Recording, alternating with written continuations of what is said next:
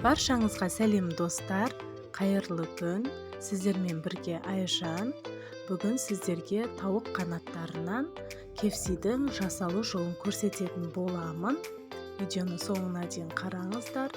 Дәмі өте керемет, нағыз KFC-дің өзі. Жасап көріңіздер. Каналыма тіркеліп, қоңыраушаны басып қоюды ұмытпаңыздар. Жасалу жолы өте оңай. Алдымен тауық қанаттарын жақсылап жуып, сосын ортасынан осылай бөліктерге бөліп шығамыз. Маринаттау үшін алдымен 1 стакан су, қызыл бұрыш, қара бұрыш, имбир, тұз, оливковое маслоны қосып, барлығын бір араластырып, тауық қанаттарын үстінен құйып, бетін пищевой пакетпен жауып, 2 сағатқа холодильникке маринатталу үшін қойып қоямыз.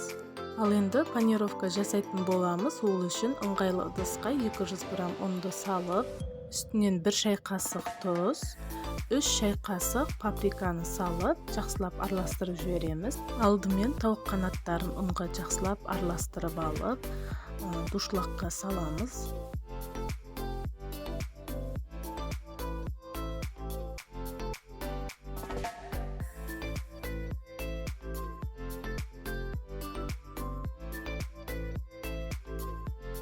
Ыңғайлы ыдысқа су дайындап, үстінен крылышканы қойып, суға батырып, көбігі шыққанша сәл ғана ұстап шығарамыз.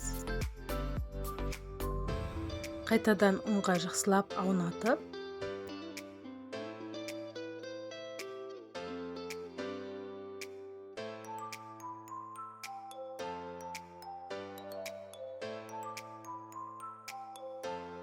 қызып тұрған майға салып, ортаңғы отта 8-10 минутта қызартып, әдемілеп пісіріп аламыз.